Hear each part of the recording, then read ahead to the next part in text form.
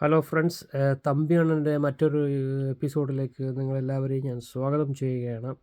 ഇന്ന് ഞാൻ നിങ്ങളോട് സംസാരിക്കാൻ പോകുന്നത് നമ്മുടെ തിരുവനന്തപുരം അല്ലെങ്കിൽ കേരളത്തിൻ്റെ അവസ്ഥ, യുവജനങ്ങളുടെ അവസ്ഥയെക്കുറിച്ചാണ്. തീർച്ചയായിട്ടും നമ്മളെല്ലാവരും തന്നെ അറിയുന്നതാണ്, യുവജനങ്ങൾ പഠിച്ചിറങ്ങിയിട്ട് ജോലിയില്ല, അതുപോലെ തന്നെ ഒരുപാട് കഷ്ടപ്പാടുകൾ, പ്രാരാബ്ധവും അതും ഇതുമൊക്കെ ആയിട്ട് ഒരുപാട് മുന്നോട്ട് പോകുന്നതും ജീവിതത്തിൽ ഒരുപാട് കഷ്ടപ്പെടുന്ന ഒരുപാട് യുവജനങ്ങളുണ്ട്. അവർക്ക് വേണ്ടിയിട്ടാണ് ഞാനിത് ഡെഡിക്കേറ്റ് ചെയ്യുന്നത്. കുഞ്ഞനുജന്മാരും അനിയത്തിമാരും പ്രത്യേകം അറിയാനായിട്ട്, നിങ്ങൾക്ക് കഴിയുമെങ്കിൽ, നിങ്ങളുടെ ഇച്ഛാശക്തി ഉണ്ട് എങ്കിൽ നിങ്ങളോട് ഞാൻ പറയുന്നു, നിങ്ങൾ ആ ഇട്ടാവട്ടത്തു നിന്ന്, ആ കിണറ്റിൽ തവളയായിട്ടാകാതെ ഇട്ടാവട്ടത്ത് നിങ്ങൾ പുറം ലോകം കാണണം, നിങ്ങൾ അവിടം വിടണം.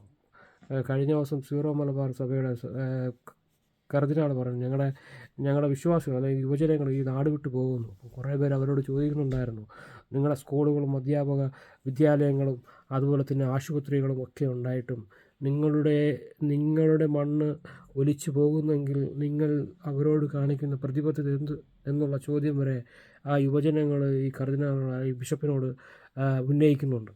അതുപോലെ തന്നെ നമ്മളെ സഹായിക്കാൻ നമ്മുടെ പാരൻസ് കൂടെ ഉണ്ടാവാം, നമ്മുടെ ഫാമിലി കൂടെ ഉണ്ടാവും, നമ്മുടെ സഹോദരങ്ങൾ കൂടെ ഉണ്ടാവും. പക്ഷേ ഈ സമുദായമോ ഈ സമൂഹമോ അല്ലെങ്കിൽ ഈ കൂട്ടോ അല്ലെങ്കിൽ നമ്മുടെ സൊസൈറ്റി അല്ലെങ്കിൽ നമ്മുടെ ഒരു ചുറ്റുവട്ടമോ നമ്മളൊന്നും ഒരു വിധത്തിലും നമ്മളെ സ്വാധീനിക്കത്തില്ല.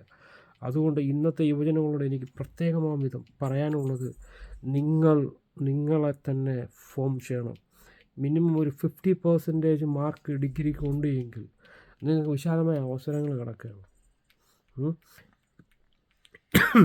ഈ അവസരം എന്ന് പറയുന്നത്, നിങ്ങൾ ഈ നാട്ടിൽ വരിക, അതായത് ഞാനിപ്പോൾ നിൽക്കുന്ന ലണ്ടനിലാണ്.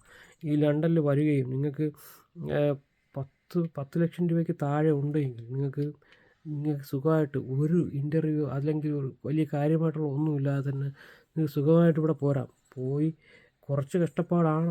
ഞാൻ പറയുന്നില്ല എല്ലാം ഈസിയാണ്. പക്ഷേ നാട്ടിൽ ഡിഗ്രി കഴിഞ്ഞവന് ഓഫീസ് വർക്കിൽ കൊടുക്കുന്നത് 10,000 രൂപയാണ്. BSc നേഴ്സിംഗ് കഴിഞ്ഞവന് കൊടുക്കുന്നത് 20,000 രൂപയാണ്, അല്ലെങ്കിൽ 10,000 രൂപ.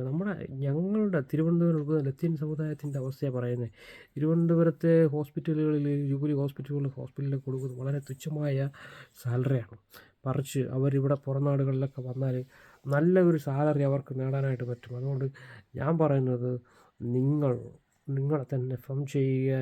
അവസരങ്ങൾ നിങ്ങളെ തേടി എത്തത്തില്ല, പക്ഷെ നമ്മൾ അവസരങ്ങളെ തേടി തുണിഞ്ഞിറങ്ങിയാൽ തീർച്ചയായിട്ടും നിങ്ങളെ തേടി അവസരങ്ങൾ വരും.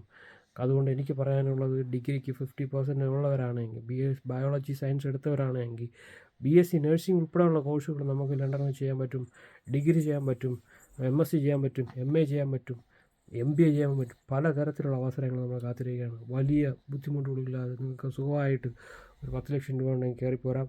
അതുകൊണ്ട് നാട് വിടണ തന്നെ ചെയ്യണം. കാരണം ഈ നാടോ അല്ലെങ്കിൽ സമൂഹമോ അല്ലെങ്കിൽ രാഷ്ട്രീയ പാർട്ടികളോ നിങ്ങളെ ഒന്നും തന്നെ no.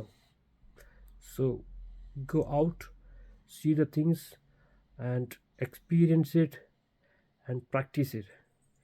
You will see the wonder. Thank you.